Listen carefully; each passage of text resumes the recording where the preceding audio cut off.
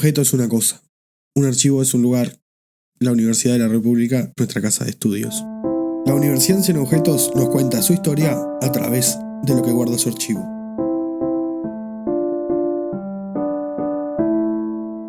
Sacamos algunos objetos de nuestro archivo y conversamos con diferentes historiadores e historiadoras. Conversamos sobre lo que tenían ante sus ojos, sobre lo que provocan los objetos y sobre lo que dicen las cosas. No, lo había visto siempre PDF, entonces está el objeto siempre igual tiene ese ir y venir que está bueno, esa materialidad. Hoy, de estudiantes y pioneras. Junto a Inés Cuadro, hojeamos un ejemplar de la revista Evolución, una revista que editaba la Asociación de Estudiantes de Montevideo. Lo interesante de este número es que está dedicado totalmente al Congreso de Estudiantes Americanos que se celebró en Montevideo en 1908. Soy Inés Cuadro, soy docente e investigadora del Departamento de Historia del Uruguay, de Facultad de Humanidades, y hace como unos 10 años más o menos me dedico a la investigación desde perspectiva de género en las primeras décadas del siglo XX. Y bueno, vengo invitada de alguna manera a hablar un poco sobre un objeto que me ha resultado útil para una investigación puntual que hice, que es la revista Evolución de la Asociación de Estudiantes Universitarios de las primeras décadas del siglo XX. ¿Cómo es esta revista? La revista Evolución es una revista que tiene un formato de las revistas típicas de la época, que son más, nosotros lo vemos y nos parecen que son más como librillos, porque tienen mucho texto, artículos muy extensos, que generalmente versan sobre los temas de los estudiantes que la integran. Entonces tenemos temas de matemática, temas de derecho y temas de medicina y algunos temas de historia y demás que están vinculados sobre todo y redactados por los estudiantes del bachillerato, ¿no? ¿De qué va este número de Evolución? Estamos con el ejemplar del primer Congreso Internacional. ¿Qué pasa? El Congreso se va a dar en enero y en marzo, ¿sí?, sale un número que podríamos decir que es un número especial porque es un número que va a tener casi 400 páginas, lo cual no es lo habitual. La revista Evolución es una revista de unas 60, 70 páginas habitualmente. Es una revista que tiene escasas fotografías, en este caso puntual tiene algunas en hojas satinadas, que son las fotografías de la delegación de los distintos estudiantes que integraron el Congreso, y después tiene alguna foto de alguno de los banquetes o de las sesiones del Congreso. Hay una foto que para mí es bastante emblemática, que es de la delegación uruguaya con Clotilde Luisi en el centro, así como única mujer, que va a ser justamente la única mujer que va a participar del Congreso. En ese entonces era estudiante de abogacía, había entrado en 1904, se va a recibir en 1911 y va a ser la primera abogada justamente, digamos. ¿Cuál fue la participación de Clotilde Luisi en ese congreso de 1908? Clotilde en realidad participa en calidad de miembro informante, no integra la delegación oficial de Uruguay, y participa en realidad en una sesión dando una especie de conferencia. Es interesante porque ella cuando se presenta al auditorio, un auditorio solamente varones obviamente, se define a sí misma como alguien ajena a ellos. Es decir, en realidad no es como nosotros los estudiantes, no, es decir, yo que vengo acá. Incluso es interesante porque usan el concepto de desde una mirada contemplativa, ¿no?, desde quien contempla, y ellos como la acción, ¿no? Pero paradójicamente en realidad está proponiendo algo que no es nada pasivo ni contemplativo, porque en realidad lo que propone es la creación de una liga de estudiantes americanos que de alguna manera dé continuidad a estos congresos. Y bueno, me parece que eso es importante. Pero independientemente, por eso les digo, más allá de la propuesta en sí, me parece interesante decir cómo ella se percibe. ¿Por qué es interesante esa forma de hablar de Clotilde Luisi?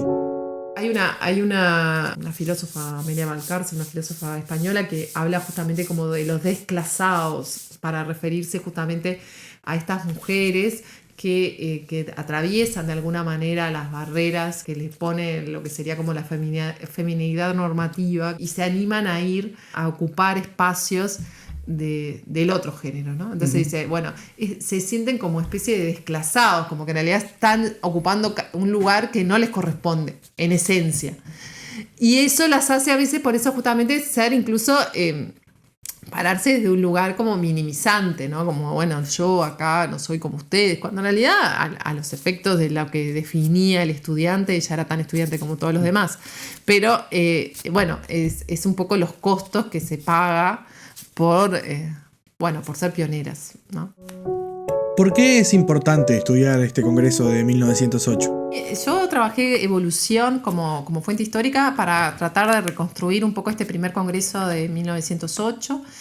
En realidad es un congreso que ya tiene otras investigaciones que me anteceden, pero en general ha pasado con estas décadas previas a lo que sería la reforma de Córdoba de 1918, que todos estos emprendimientos se estudian muchas veces como antesala, ¿no? Entonces es como así como pasa con la independencia de los estados, cuando se estudian las revoluciones se estudian como especie de, hay como una proyección de la independencia hacia el pasado.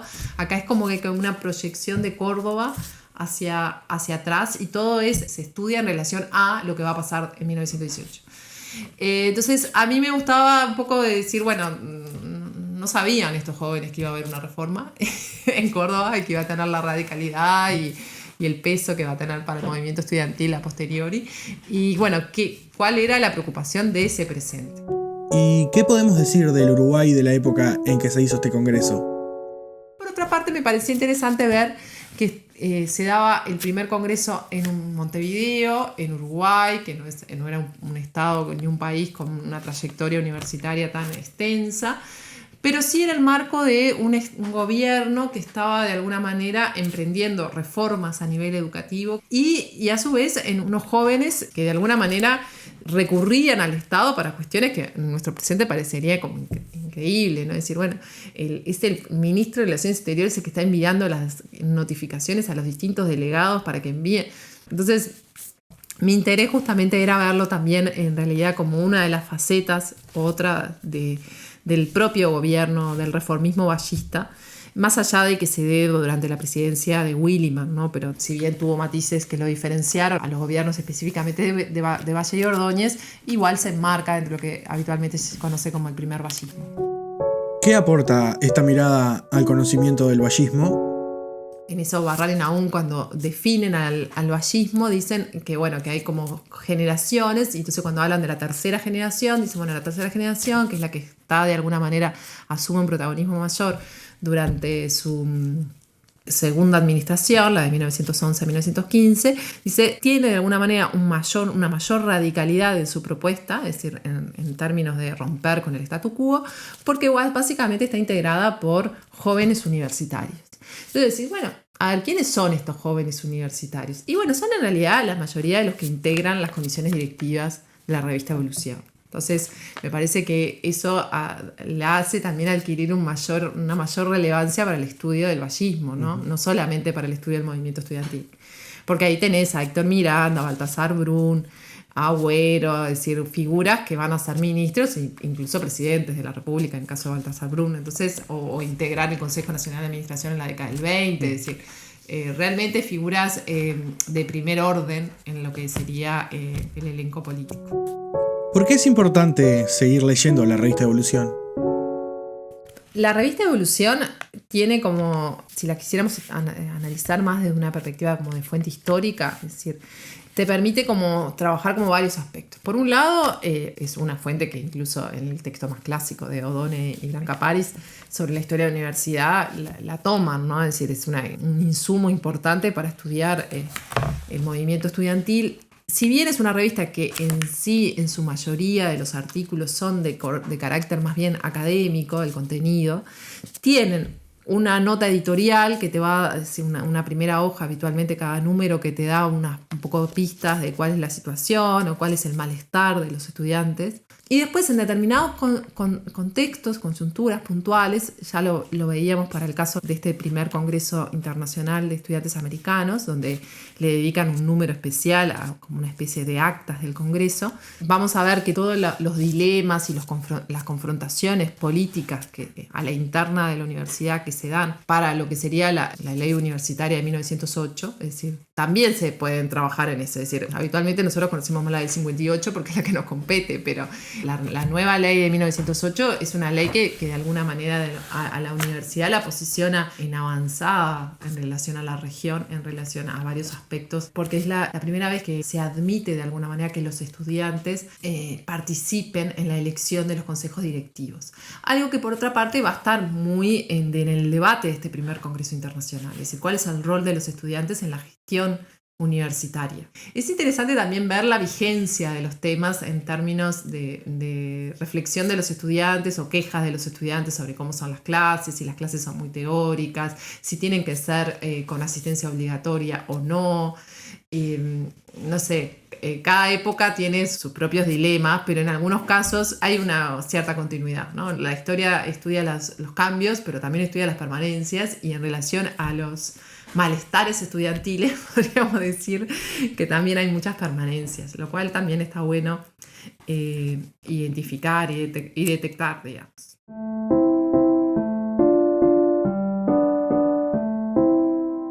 La Universidad en 100 Objetos es un podcast del Archivo General de la Universidad de la República. Idea original, Vania Marcarián. Producción y edición, Guido Quintela.